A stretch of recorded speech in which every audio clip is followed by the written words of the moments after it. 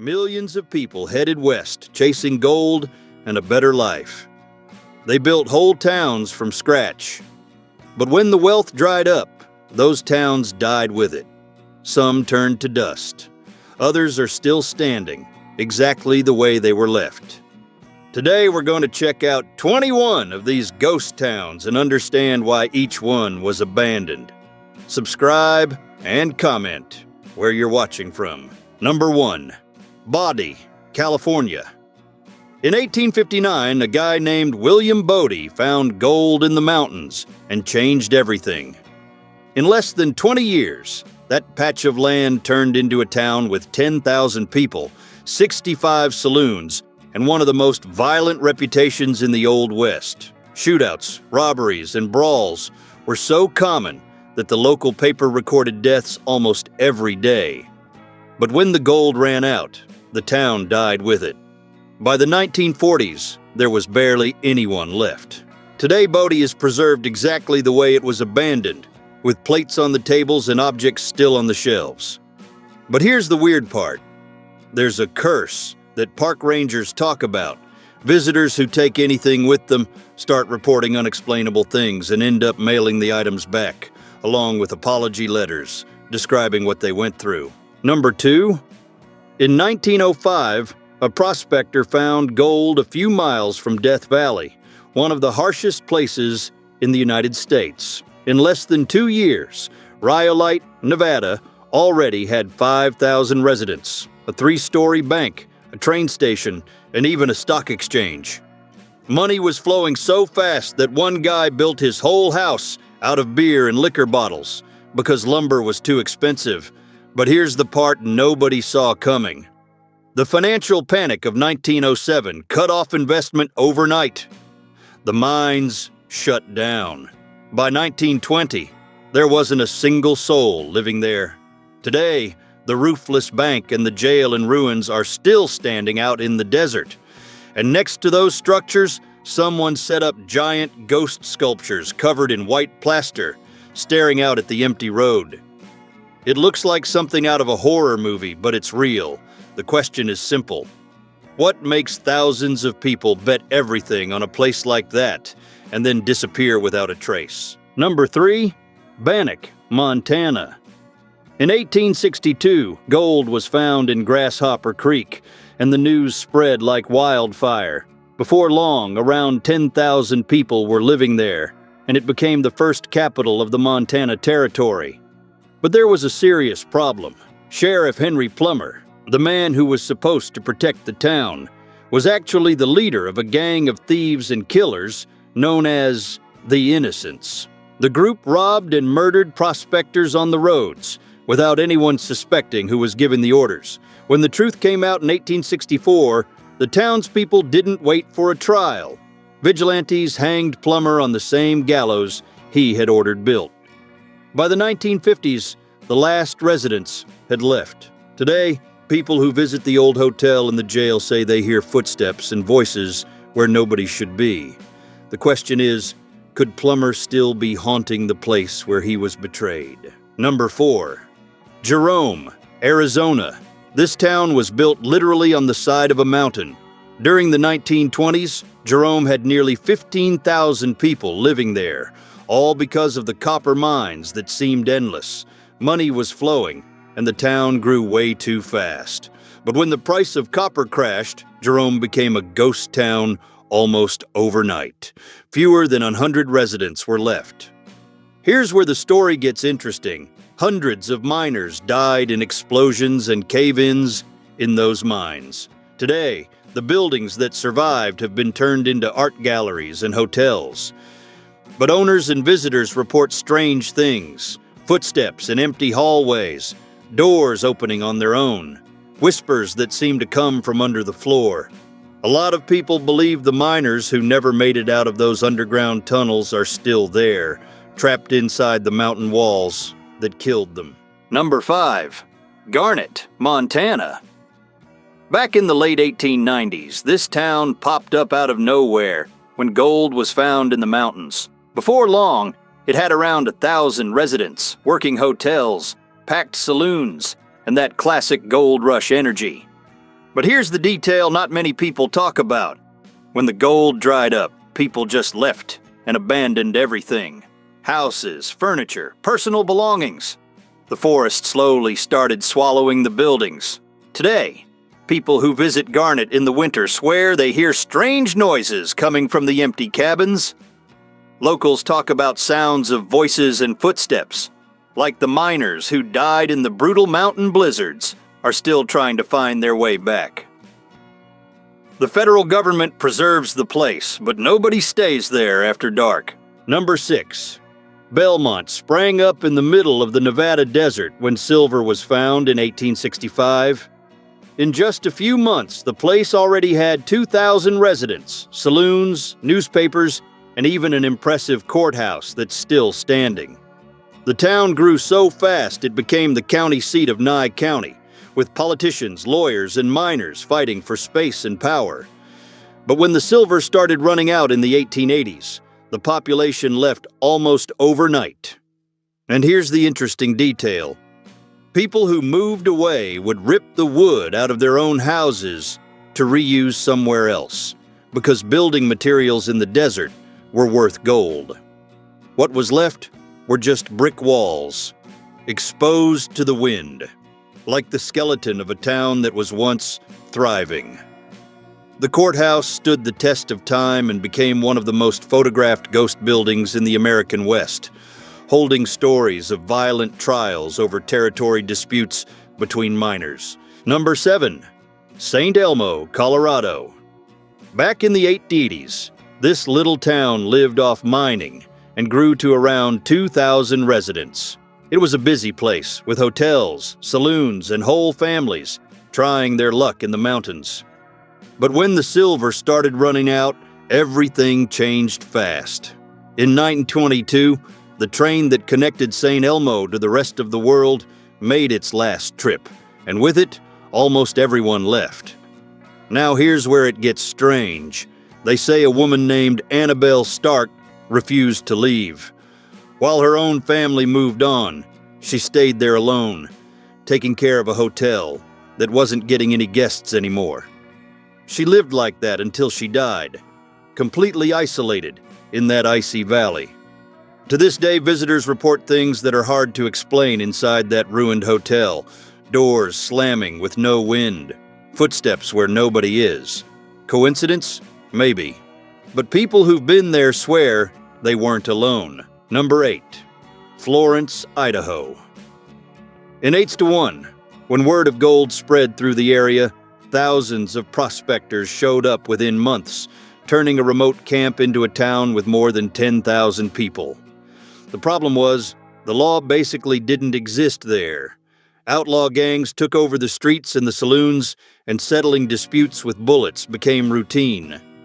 Historians estimate that dozens of men died in shootouts in just the first few years, many buried in unmarked graves. Florence was even considered one of the most dangerous places in the entire American territory at the time. But like every gold rush town, when the metal ran out, people left as fast as they arrived.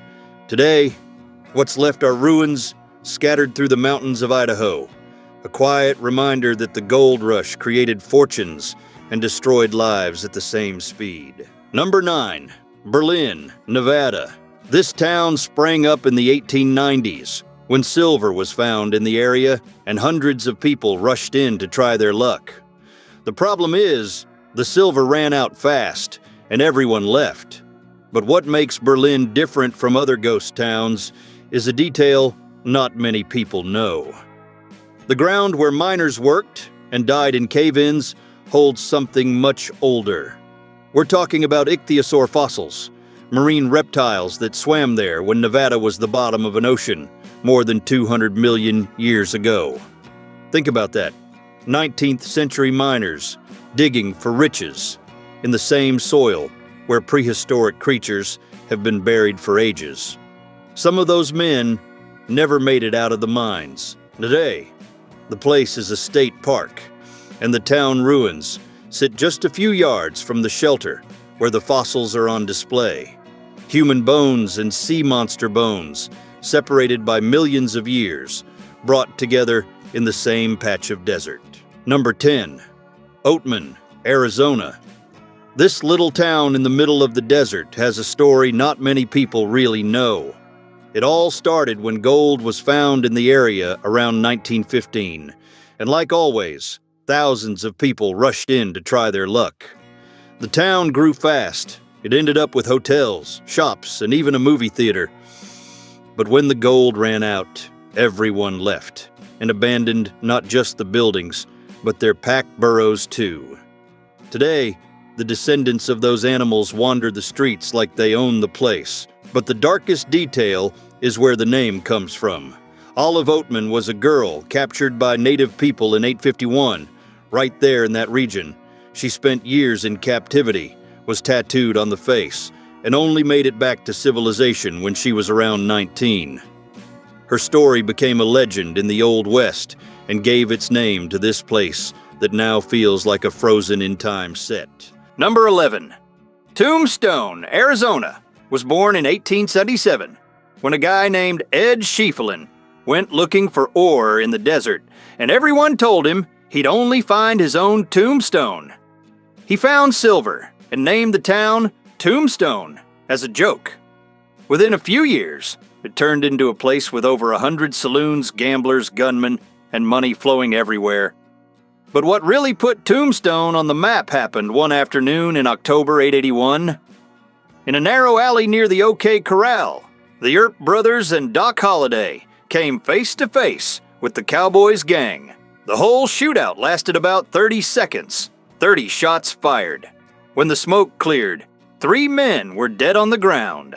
Half a minute that changed Old West history and turned that patch of desert into a symbol of everything the American frontier stood for. Number 12. Virginia City, Nevada. In 1859, a group of miners stumbled onto something that would change the American West forever. The Comstock Lode, one of the biggest silver deposits ever found on the continent. Overnight, Virginia City blew up from a dusty camp into one of the richest towns in the country. But here's the detail not many people talk about. The town was built literally on top of a maze of mining tunnels and shafts. Some of those holes ran right under saloons and businesses. The ground people walked on was, in many cases, just a thin layer separating life from death. Reports from the time describe miners and bar patrons who would simply disappear overnight. Some were found at the bottom of abandoned shafts, yards below the surface. Accidents? Or something more sinister? Back then, nobody really investigated. Silver was worth more than any human life in that town. Number 13. Deadwood popped up out of nowhere in 1876 when gold was found in the Black Hills of South Dakota, land that belonged to the Sioux under a federal treaty. Within months, thousands of people flooded in, creating a lawless town with no government and no rules. There was no sheriff, no judge, and any argument over a gold claim could end with someone dead before dinner. The most famous episode happened in a saloon called Nuttall and Mann, where Wild Bill Hickok, one of the most feared gunmen in the West, was shot in the back while playing poker. The killer, Jack McCall, simply walked up behind him and fired. The cards Hickok was holding at that moment, 2 aces and 2 eights, became known forever as the dead man's hand. The creepiest part is that Hickok rarely sat with his back to the door, but that night, the only open seat was right there. Number 14. Silverton, Colorado, around 1873. This little town popped up in the middle of the mountains as a stopover for miners chasing silver and gold in the area. It became kind of a hub for smaller villages nearby, where workers would come to blow whatever they'd made in the mines. And that's where the story gets dark. There was a street called Blair Street that got a reputation for reasons nobody was proud of. It was the center of the worst things in town. Saloons that never closed, brothels operating out in the open, and gambling where fortunes were lost in a single night. Murders happened with a frequency that's hard to believe today. What's most shocking is that local authorities basically let it happen because that whole business brought in too much money to shut down. Blair Street worked like a parallel economy that kept Silverton alive, even though it was exactly the kind of thing that could destroy it. Number 15. Grafton, Utah, 86. This place has a story not many people know. Mormon pioneers came there in the 1850s trying to build a new life near the Virgin River. The problem was that the river flooded constantly, wiping out crops and homes, but it wasn't the water that drove them out. Violent conflicts with local native tribes turned everyday life into a fight to survive. The so-called Black Hawk War in the 1860s hit communities like Grafton hard. Whole families were ambushed. The town's small cemetery tells that story better than any book, with headstones for people who died way too young, in circumstances nobody wanted to write down in detail. Little by little, residents moved away. By the early 1900s, Grafton was already a ghost town. Today the buildings are still standing, surrounded by red desert, like they're waiting for someone to come back. Number 16. Frisco, Utah. In the 1870s, this town popped up out of nowhere when silver was discovered in the area. Before long, thousands of people showed up looking for easy fortune. But here's the part not many people talk about. Frisco was so dangerous that a single marshal had to kill 6 men just to keep even a little order on the streets. Shootouts were an everyday thing. Saloons ran non-stop and the law basically didn't exist. The turning point came in 1885 when the main mine simply collapsed. The collapse was so violent, they say the blast could be heard miles away. Dozens of miners died buried underground. Without the mine, there was no reason to stay. The whole town emptied out in a matter of months. Today, what's left are stone ruins and abandoned furnaces out in the desert, a reminder that easy wealth almost always comes with a high price. Number 17. Jarbidge, Nevada. This little town tucked away in the mountains of northern Nevada was the site of the last major gold rush in the continental United States around 1909. Thousands of prospectors showed up betting everything on a better life. But winters in those mountains didn't go easy on anyone. Brutal snowstorms blocked the routes for months, and many people simply never came back. In 1916, the last stagecoach robbery in American history happened there, a crime that shocked the entire country. The town also became known for its makeshift jail, where justice was carried out fast and with little ceremony. Today, fewer than 20 people live there on one of the most isolated roads in the country, basically impassable in winter. Jarbidge is a reminder that the gold rush didn't always end in riches. Number 18. Good Springs, Nevada. This little desert town got rich during World War I. Why? Zinc and lead, 2 metals the military desperately needed to make ammunition and war gear. Money was pouring in, and miners from everywhere showed up looking for a quick fortune. But where there's easy money, there's trouble. The Pioneer Saloon, which has been operating since 1913, still carries the marks of that violent era. If you look closely at the walls, you'll find real bullet holes, leftovers from fights that ended badly. And here's where it gets interesting. Locals and visitors swear the place is haunted. They say the spirits of miners murdered during disputes never left. Staff report doors opening on their own, voices when the saloon is empty, and shadows moving for no reason. The strange part is that nobody knows exactly how many men died inside there during those years of heavy mining. Number 19. Terlingua sits in the middle of the Texas desert near the border with Mexico, and for decades it was one of the biggest mercury producers in the United States. In the 1940s, the mines dried up and the town basically died. But what not many people know is the price the workers paid. Mercury is a silent poison that attacks the nervous system, and a lot of miners died without even understanding what was happening to them. The town cemetery, packed with wooden crosses stuck between rocks, tells that story better than any book. The graves don't always have names, just simple marks for people who were forgotten. And here's the strange part. Today, Terlingua is world famous for an annual chili championship that draws thousands of people. They camp, drink beer, and cook right on top of a town that killed its own residents. Number 20. Calico emerged in the desert of Southern California in 881, when they discovered silver in the mountains. Within a few years, more than 500 mines were operating there, and the population reached 1,200 people. It had everything: saloons, shops, even its own newspaper. But when the price of silver crashed in the 1890s, the town died quickly. People simply left, and left everything behind. Walter Knott, the same guy from Knott's Berry Farm, bought the place in the 1950s and restored a good part of the buildings. Today it's a park in San Bernardino County. But the detail that stands out is the reports of miners who never made it out of the mines. Visitors say they hear footsteps and voices coming from the abandoned tunnels, especially at night. No one can explain where those sounds come from. Number 21. Animas Forks, Colorado.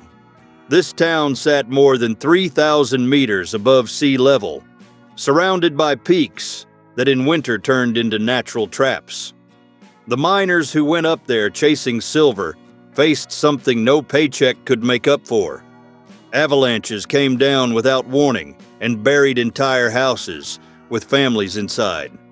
In 1884, a snowstorm trapped the residents for 23 straight days. Anyone who didn't freeze to death almost lost their mind, but the danger didn't come only from the mountain. The entertainment district had a reputation of its own. Fights over gambling and booze ended in gunfire, and bodies showed up on the streets in the morning like it was routine. When silver lost value, whoever could left. Whoever couldn't stayed trapped up there waiting for a rescue that never came. Which of these stories impressed you the most? Comment down below, send it to that friend who's into these mysteries, and subscribe to the channel so you don't miss the next ones.